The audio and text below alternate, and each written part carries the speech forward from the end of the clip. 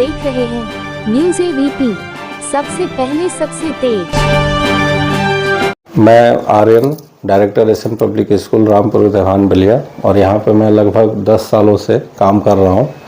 और जो मेरा स्कूल है ये सिटी के करीब है, और ये स्कूल काफ़ी नेम फेम है इसका, और बहुत सारे जो बच्चे हैं यहाँ पे रूम वगैरह लेके रहते हैं और यहाँ पढ़ने आते हैं। यहाँ शिक्षा बहुत अच्छी है, और हम इनोवेटिव वर्क्स पे काम करते हैं और क्रिएटिव वर्क्स पे।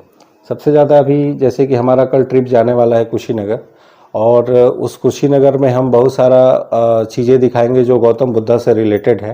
जैसा कि आप कुशीनगर के बारे में जानते भी होंगे, तो उसी की तैयारी आज हमारे यहाँ चल रही है। बच्चे इसमें कितने बच्चे कुशीनगर घूमने 60 बच्चे जा रहे हैं। 60 किस क्लास के बच्चे? किस क्लास के बच्चे? सीनियर क्लास तक के बच्चे जा रहे हैं, जूनियर से लेके सीनियर क्लास तक के बच्चे जा रहे हैं। और जिसमें हमने एजुकेशनल ट्रिप उसको ऑर्गेनाइज़ किया है कि बच्चे वहाँ से कुछ लेकर आए और यहाँ पे उसकी फाइल बनाए, और फिर उसके बाद उस सारी चीज़ों को प्रेजेंट करें सबके सामने, पेरेंट्स के सामने।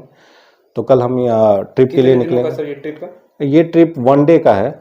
मॉर्निंग में निकलेंगे हम लोग और रात तक वापस आएंगे, और उसमें सारी चीज़ें कवर करेंगे। वहाँ से होते हुए हम गोरखपुर भी जाएंगे, गोरखनाथ टेम्पल का दर्शन भी करेंगे, और गोरखपुर में जो चीज़ें देखने लायक हैं उसको देखेंगे। मतलब बच्चों को आप हमेशा कुछ ना कुछ ट्रिप हाँ, छोटे बच्चे जो होते हैं उनके लोकल ट्रिप्स होते हैं, जैसे कि खाकीराम बाबा खनवर ट्रिप हुआ, अभी आज गए हुए हैं बच्चे।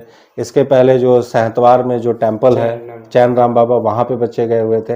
वन विहार बच्चे गए हुए थे। मतलब तो ये आप विद्यालय के माध्यम से बच्चों को आप भ्रमण भी कराते हैं? भ्रमण कराते रहते। एक भारत दर्शन, जो IAS PCS के जो लोग होते हैं, तो वहाँ की एकेडमिक में एक भारत दर्शन नाम का एक प्लान होता है जिसमें पूरे भारत का दर्शन कराते हैं।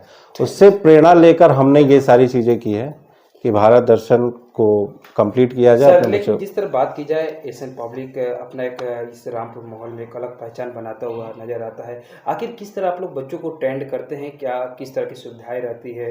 सुविधाओं में सर देखिए, जो टेक्निकल चीज़ें हैं, जो आज की मॉडर्न टेक्नोलॉजी है, वे सारी चीज़ें हमारे पास अवेलेबल है। दूसरी चीज़, हम बच्चों को प्रोजेक्ट्स देते हैं, जैसे IIT वगैरह में दिया जाता है, और बच्चा उस प्रोजेक्ट में क्या मिस्टेक कर रहा है, टीचर उसको गाइडेंस देते हैं और उसे कंप्लीट करते हैं।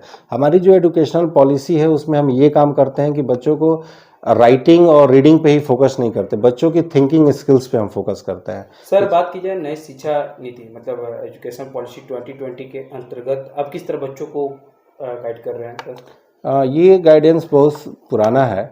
इसमें बहुत सारी चीज़ें हैं, जैसे गीता को लेकर है कि शास्त्रों के बारे में, हाँ, जो शास्त्र है हमारे, जो वेदाज हैं जो छूट गए थे, और उन वेदाज को पढ़ा जाए तो उसमें बहुत सारी जो टेक्नोलॉजी पहले से ही मेंशन्ड है, जो आज लोग कर रहे हैं, वे वेदाज में बहुत दिनों से ये मेंशन है। उसको लेके हम काम कर रहे हैं, और टीचर्स की जो ट्रेनिंग है न्यू एजुकेशनल पॉलिसी पे ही दी जा रही है। सर, इस समय बच्चों का पेन अलर्ट हो रहा है, पर्सनल एजुकेशन नंबर, इससे बच्चों को कितना लाभ मिलेगा? इससे सबसे बड़ी बात है कि जो सारे लोग, जैसे आधार से ये सारी चीज़ें जो लिंक हो रही हैं, जो डेट ऑफ बर्थ को लेकर था, फादर्स नेम, मदर्स नेम, जो स्कूल पे बार बार आरोप लग रहे थे, इसके आने से आरोप खत्म हो जाएंगे। दूसरी चीज़, सबसे बड़ी बात यह है कि जो फ़ी को लेके कलेक्शंस था, पैन आने से बहुत फ़ायदा है। क्या होता था कि 6 मंथ की फ़ी लोग लेके चले जाते थे और वे पेमेंट हो नहीं पाता था। परमानेंट एजुकेशनल नंबर आने से ये फ़ायदा है कि आप स्कूल तभी चेंज कर पाएंगे जब पोर्टल से हम आपको डिसमिस करेंगे। तो परमानेंट एजुकेशनल नंबर होने से बहुत फ़ायदा है, और सबसे बड़ा फ़ायदा है कि डेटाज के जो एरर है वे ख़त्म हो रहे हैं, और हमारी काउंटिंग हो रही है, हमारे जो एक्चुअल रजिस्टर उसमें काउंटिंग हो रही है कि हम पूरे डिस्ट्रिक्ट में कितने बच्चे हैं। कोई भी ऑनलाइन ओपन करके इसको देख सकता है। Thank you sir.